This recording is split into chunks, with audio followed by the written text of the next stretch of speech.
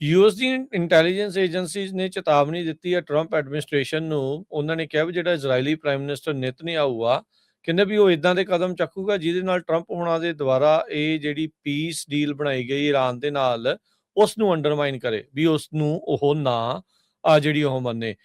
Israel ਦਾ ਜਿਹੜਾ ਇਹ prime minister ਨਿਤਨਯਾਹੂ ਆ, ਉਹਦੇ ਤੇ ਇੰਟਰਨਲੀ ਬਹੁਤ ਪ੍ਰੈਸ਼ਰ ਵੀ ਜਿਹੜਾ ਉਹ ਹੈਗਾ ਆ। ਉਹਦੀ ਕੁਰਸੀ ਉਦੋਂ ਦੀ ਤਾਂ ਹੀ ਬਚੀ ਹੋਈ ਆ ਕਿਉਂਕਿ ਉਸ ਦਾ ਇਹ ਜਿਹੜਾ ਰੌਲਾ ਗੌਲਾ ਆ ਲੰਮੇ ਸਮੇਂ ਤੋਂ ਜਿਹੜਾ ਉਹ ਚੱਲ ਰਿਹਾ, ਇਸੇ ਲਈ ਆ ਬਹੁਤ ਹੀ ਥੋੜੇ ਸਮੇਂ ਦੇ ਵਿੱਚ ਉੱਥੇ ਕਿੰਨੀ ਵਾਰ ਇਲੈਕਸ਼ਨ ਜਿਹੜੀਆਂ ਉੱਥੇ ਹੋ ਚੁੱਕੀਆਂ, ਜਿਹਦੇ ਵਿੱਚ ਦੇਖਿਆ ਜਾ ਰਿਹਾ ਵੀ ਕੋਈ ਜਿਹੜੀ ਮੈਜੋਰਟੀ ਦੇ ਵਿੱਚ ਨਹੀਂ ਜਿੱਤ ਰਹੇ ਹੈਗੇ। ਸੋ 에ਅਰ ਸਟ੍ਰਾਈਕਸ ਤੇ ਸਾਰੀਆਂ ਚੀਜ਼ਾਂ ਨੂੰ ਬਾਅਦ ਦੇ ਵਿੱਚ ਯੂਐਸ ਦੀ ਹੁਣ ਇੰਟੈਲੀਜੈਂਸ ਏਜੰਸੀ ਇਹ ਆਪ ਟਰੰਪ ਐਡਮਿਨਿਸਟ੍ਰੇਸ਼ਨ ਨੂੰ, ਟਰੰਪ ਹੋਣਾ ਨੂੰ ਦੱਸ ਰਹੀ ਆ ਵੀ ਨਿਤਨਯਾਹੂ ਨੇ ਤੇਰੀ ਮੰਨਣੀ ਨਹੀਂ ਜਿਹੜੀ ਉਹ ਹੈਗੀ, ਤੇ ਉਹ ਆਪਣੀ ਜਿਹੜੀ ਲੜਾਈ ਆ ਲਬਨਾਨ ਦੇ ਉਲਟ ਉਹ ਜਾਰੀ ਰੱਖੂਗਾ।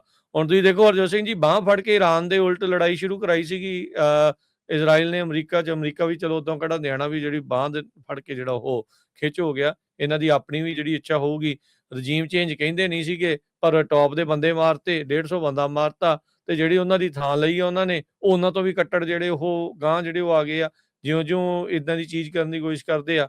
ਪਰ ਓਵਰਆਲ ਓਮਾਨ ਨੂੰ ਤੇ ਈਰਾਨ ਨੂੰ ਹਰਜੋਤ ਸਿੰਘ ਜੀ, ਜਿਹੜਾ ਸਟ੍ਰੇਟ ਆਫ ਹਾਰਮੁਜ਼ ਆ, ਇਹਨਾਂ ਦੋਨਾਂ ਮੁਲਕਾਂ ਦੀ ਜਿਹੜੀ ਹੁਣ ਚੜ੍ਹਾਈ ਹੋ ਗਈ ਆ, ਵੀ ਅਗਲਿਆਂ ਦੀ ਮਰਜ਼ੀ ਆ ਵੀ ਕਦੋਂ ਖੋਲ੍ਹਣਾ ਕਦੋਂ ਬੰਦ ਕਰਨਾ।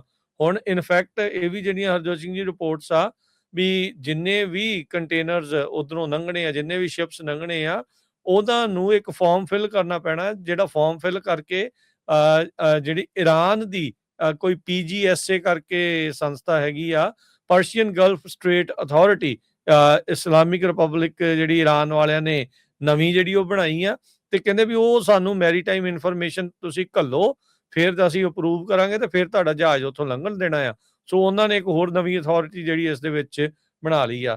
ਇਸ ਮੈਮੋਰੰਡਮ ਦੇ ਤਹਿਤ ਸਿਰਫ 60 ਦਿਨ ਦੇ ਲਈ ਹਰਜੋਤ ਸਿੰਘ ਜੀ ਟੋਲ ਤੋਂ ਬਗੈਰ ਜਹਾਜ਼ ਜਿਹੜੇ ਆ ਉਹ ਲੰਘ ਸਕਦੇ ਆ।